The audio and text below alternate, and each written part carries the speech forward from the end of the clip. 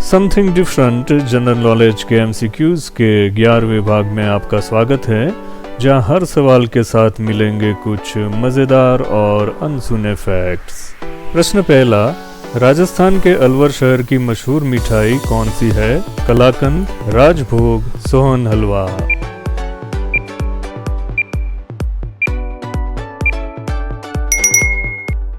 दूध और पनीर से बनाई जाती मिठाई कलाकंद अपने दानेदार बनावट और नम स्वाद के लिए पहचानी जाती है, जो मिल्क केक की तुलना में ठोस होती है और बर्फी की तुलना में नरम होती है। दिवाली और ईद जैसे भारतीय त्योहारों में इसे कई दिनों तक संग्रहित किया जा सकता है। मिठाई के रूप में कलाकंद का सबसे पहला उल्लेख 19वीं सदी के उर्दू ग्रंथ ज़ीनत अल उरूस में मिलता है। हालांकि समकालीन स्रोत बताते हैं कि कलाकंद का आविष्कार 1947 में राजस्थान के अलवर में बाबा ठाकुर दास एंड सन्स हलवाई की दुकान में हुआ था, जहां यह आज भी बेचा जाता है। प्रश्न दूसरा, नोबेल प्राइज पाने वाले सर्वप्रथम भारतीय कौन है? रविंद्रनाथ टैगोर, श्रीनिवास रामानुजन, शांति स्वरूप भटनागर।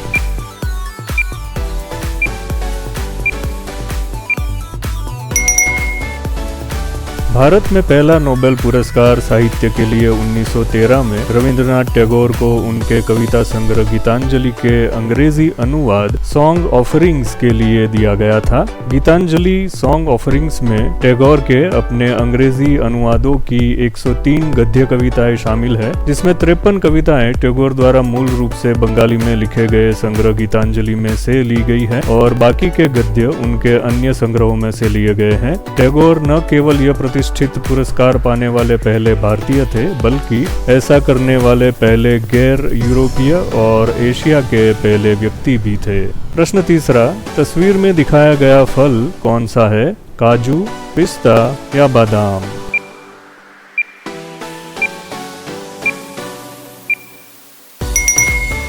काजू के पेड़ पर जब फूल लगते हैं तो फूल सबसे पहले ड्रूप्स में परिवर्तित होते हैं और ड्रूप्स के ऊपर की ओर एक सहायक फल या फॉल्स फ्रूट विकसित होता है, जिसे काजू सेब या कैशू एप्पल कहा जाता है। कैशू एप्पल पकने पर पीले या हल्के लाल रंग के हो जाते हैं, जिसके पल्प में से तूरा या कसेला फ्रूट जूस निकाला जाता है और उसे फर्मेंटाइज करके लीकर भी बनाया जाता है। कैशू एप्पल के नीचे की ओर पाए जाते ड्रूप्स या खोल में से कैशू नट्स निकाले जाते हैं, जिसे नॉन टॉक्सिक करने के लिए खाने से पहले भूनना जरूरी हो जाता है। प्रश्न चौथा, इनमें से कौन सा पदार्थ कार्बन डाइऑक्साइड यानी कि CO2 को उत्पन्न यानी कि प्रोड्यूस और अवशोषित यानी कि एब्सॉर्ब भी कर सकता है? चूने का पत्थर, जीवाश्म ईंधन या फिर लकड़ी का कोयला।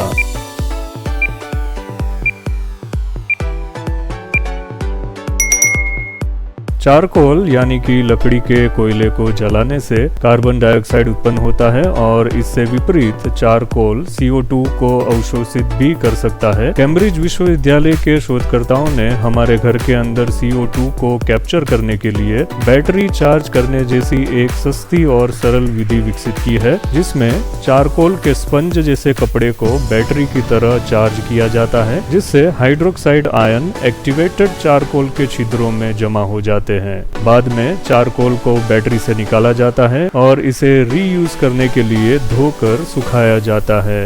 प्रश्न पांचवा, इनमें से किस जासूसी टीवी शो का प्लॉट शर्लक होम्स की जासूसी कहानियों पर आधारित नहीं है? करमचंद, शेखर होम या फिर व्योमकेश बख्शी।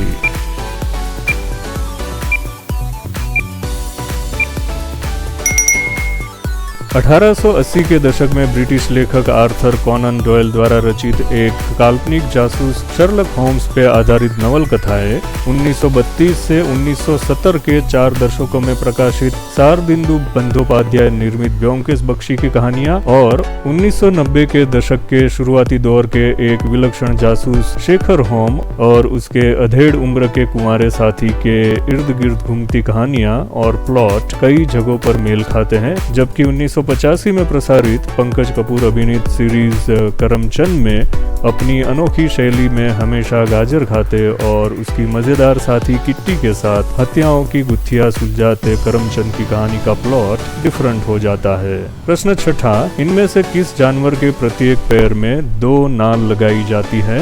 बैल, घोड़ा या फिर खच्चर?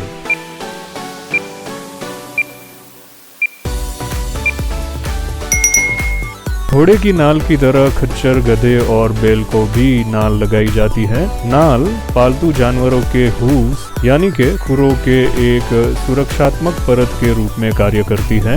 नाल की मदद से उनके हाई इम्पैक्ट एक्टिविटीज में बेहतर ट्रैक्शन और स्टेबिलिटी मिलती है। घोड़े और खच्चर के विपरीत बैल के खुर या हूफ 2 भागों में बटे होते हैं और इसलिए बैल के प्रत्येक पैर में 2 नाल लगाई जाती है। इंसानों के नाखून की तरह जानवरों के खुर इनसेंसिटिव होते हैं, हालांकि जानवरों के हूफ ज्यादा बड़े और थिक होते हैं और इसलिए आमतौर पर नाल को हूफ के नीचे कील ठोक कर लगाया जाता है। प्रश्न 7वां, कभी कभार रात में दिखाई देती पीली रोशनी इनमें से किसके कारण होती है? ऑरोरा, सनडॉग्स या फिर स्टॉर्म क्लाउड्स?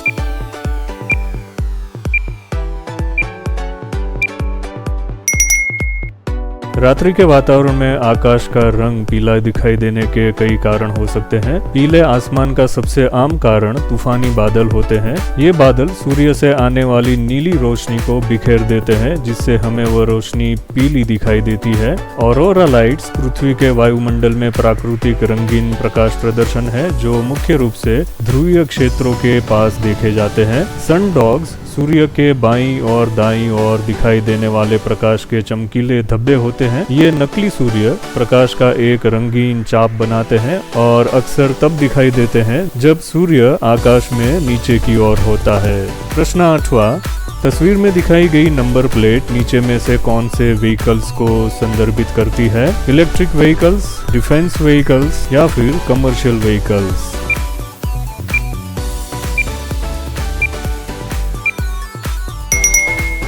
भारतीय सैन्य वाहन पर या उसकी नंबर प्लेट पर पाया जाता अप एरो या चौड़ा तीर स्पष्ट रूप से वाहन को रक्षा मंत्रालय से संबंधित बताता है।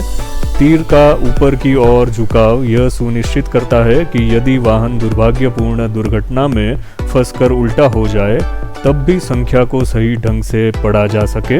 यह मार्किंग ब्रिटिश शासन की विरासत है और भारत को विरासत में मिली है और इसका उपयोग कई अन्य राष्ट्रमंडल देशों में भी किया जाता है। प्रश्न 9वां, केरल में आयोजित की जाती स्नेक बोट रेस को क्या कहा जाता है? कलारी पयट्टू, वल्लम काली या फिर मोहिनीअट्टम?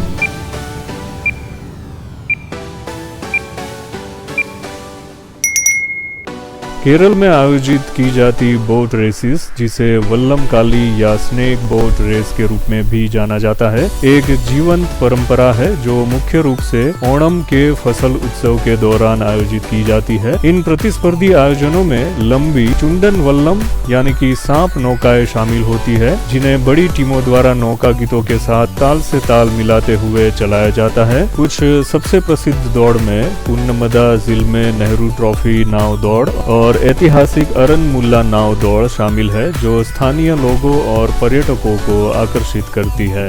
प्रश्न 10वां, इनमें से भारत का राष्ट्रीय कैलेंडर कौन सा है? शक संवत, विक्रम संवत या फिर ग्रेगोरियन कैलेंडर?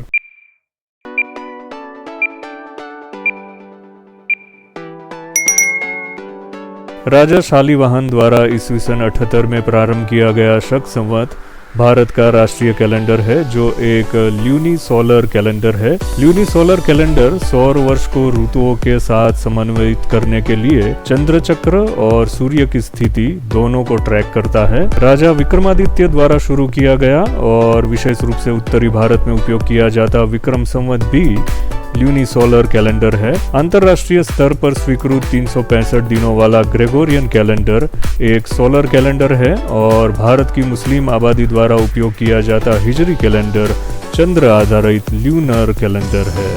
तो बस आज के लिए इतना ही। Thank you so much for watching the video and don't forget to watch part 12 video of this series at your convenience.